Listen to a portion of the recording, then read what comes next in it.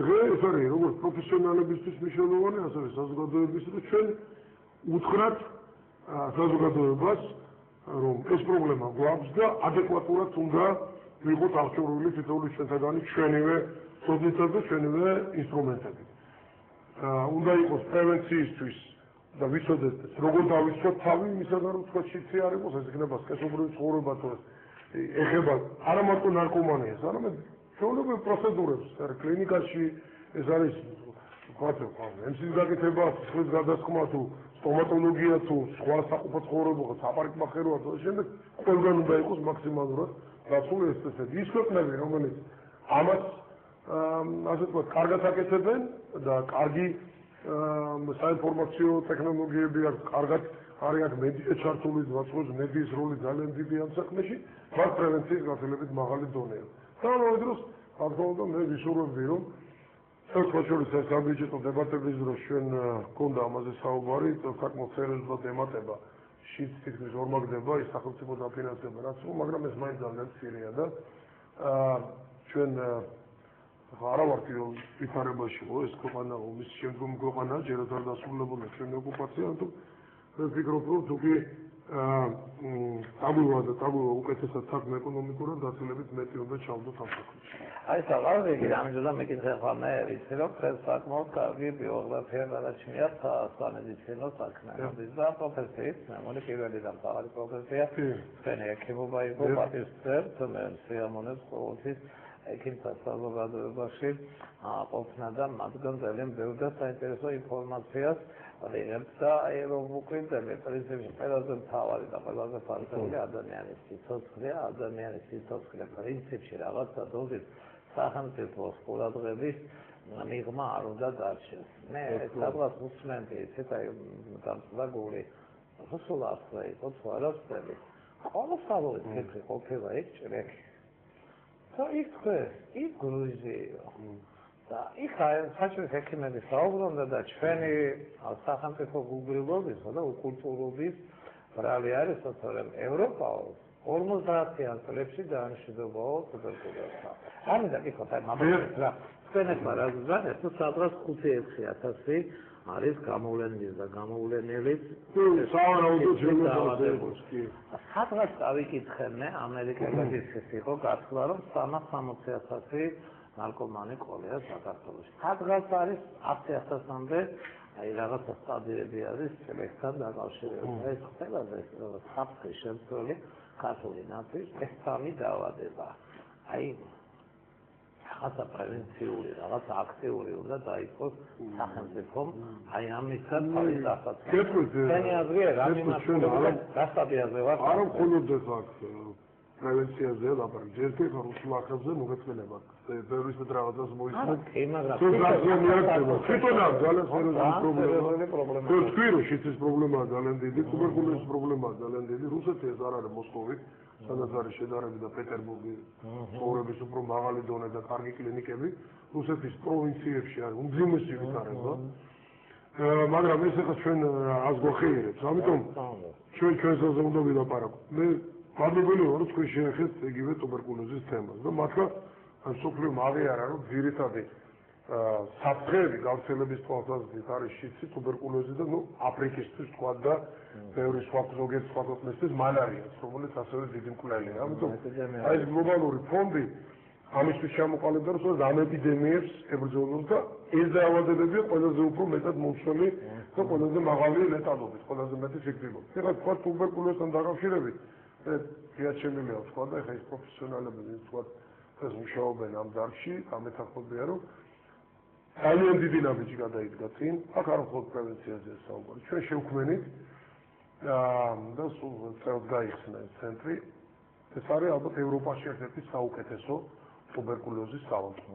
თავისი აღჭურვილობით, თავისი თუნდაც პროფესიონალების დონით, თავისი შიდა ინფრასტრუქტურით და წლების განმავლობაში ეს იყო ერთ-ერთი პირდაპირ ვიტყვი სამარცხვინო ნაწილი ჩვენი ჯანდაცვის სისტემის და 3 წლის წინ იყო მიღებული გადაწყვეტილება, სხვათა შორის აქ დონორებმა ცოტა იფიქრეს და ფინანსებული იყო თუ არა, შემდეგ სახელმწიფო მიიღო ეს გადაწყვეტილება. მეც ვიყავი ამის ერთ-ერთი ასე ვთქვათ მომხრეებისა რომ ყოფილიყო ძალიან კარგი ინფრასტრუქტურა და ნებისმიერ სრულად შეუძლია ნახოს დღეს და შეადაროს. აი იქვე ახლოს დგას ხუდადოვზე ძველი საავადმყოფო, სადაც ექიმებსაც კი უჭირდათ შესვლა ისეთი ვითარება იყო წლების განმავლობაში და ახლა მივიდნენ და ნახონ როგორი კლინიკა აშენდა. ანუ ამ მხრივ ძალიან დიდი ნაბიჯი გადაიდგა და ეს ბუნებრივია. სიცოცხლე რა როგორ აისახება ეს აი გაუმჯობესება. აისახება რა. ეხლა ჩვენ ხوار შეგვიძლია ვთქვა რომ ეხლა გავხსენეთ საავადმყოფო და სამედიცინო სტატისტიკა ამას ჯერ დიდ დრო ჭირდება და მეორე ერთი ხო ამას გარკვეულ პერიოდის განმავლობაში მოგცემს თავის შედეგებს, მაგრამ ეხლა მთლიანობაში ტუბერკულოზის სხვა პრობლემაც არის. ტუბერკულოზში ყველაზე სახიფათო რაც არის, ეს არის რეზისტენტული ფორმების ჩამოყალიბება. ანუ მაშინ როდესაც პირველადი რგოლი არ მუშაობს კარგად და გამოვლენა შეიძლება იყოს, მაგრამ კურნალობა არ არის სათანადო, ან ხელმისაწვდომობა არ არის სათანადო, ან ბოლომდე არ მისდია პაციენტს ექიმმა, ან პაციენტმა არ იკურნალა. ხშირ შემთხვევაში ტუბერკულოზიანი ავადმყოფები, ხშირ შემთხვევაში ეს არიან ნარკომანებიც, ეს არიან სხვა ალკოჰოლის მომხმარებლებიც, ან ისეთი ადამიანები, რომლებიც რეჟიმს ვერ იცავენ.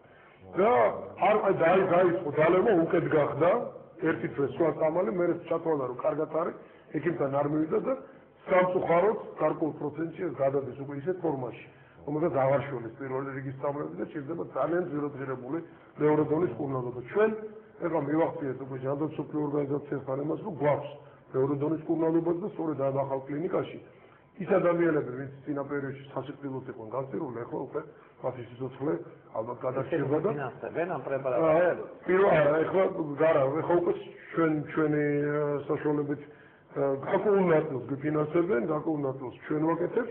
პაციენტი მეორე კატეგორიის პაციენტი თვითონ იხდის თუ სახელმწიფო ზრუნვა. იცით როგორ არის, ხა მედიკამენტი არის ძალიან ძვირი, ამიტომ ნუ მაგალითად მე გეტყვით, რომ წლიური მკურნალობა შეიძლება იყოს დაახლოებით გააჩნიათ თუ სხვა გარკვეულებები რომ 10-15,000 ზოგჯერ დოლარი, ზოგჯერ ლარის პარკი ძალიან ძვირია. ძალიან ძვირია, ნუ 1000 ლარი მაინც, ამიტომ ამას პაციენტები ვერ გააკეთებენ.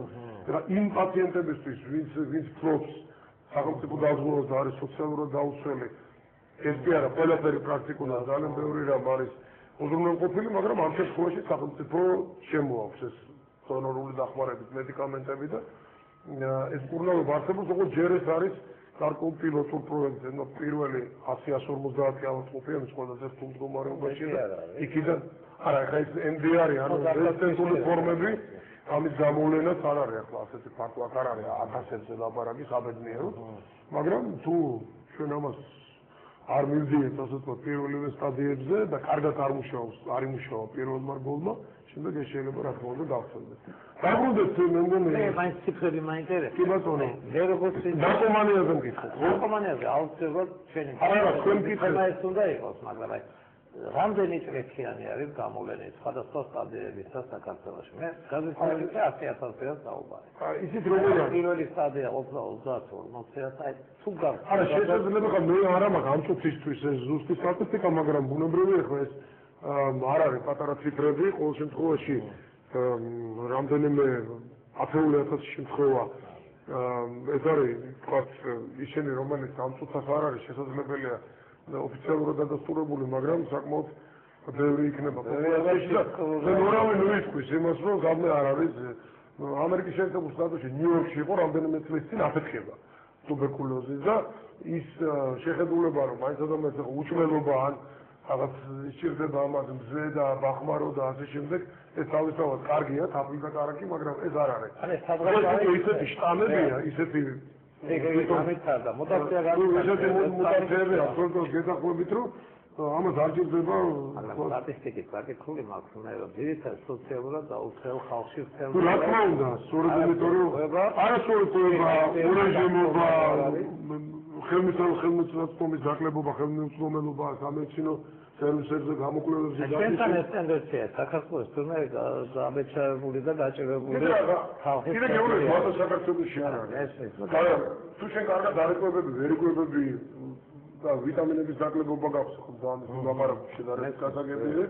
შენი იმუნური სისტემა, შენი ორგანიზმის საბრძოლო ძალები გვეითება და ნებისმიერი გრიპი შეიძლება შემდეგ გასულდეს სხვადასხვა მომენტში, მაგრამ ამაში ახლა პროგრესი გვაქვს. ძალიან სერიოზული პროგრესი. მეორე სტადიაზე გადავიდა. გვაქვს პროგრესი, კიდევ ვამბობ. უზრუნველყოფაში, ხარისხიან სერვისებში, კარგი კლინიკა გვაქვს და ექიმებიც მოტივირებული არიან, მე მართლა ვამბობ, რომ ის ექიმები, ვინც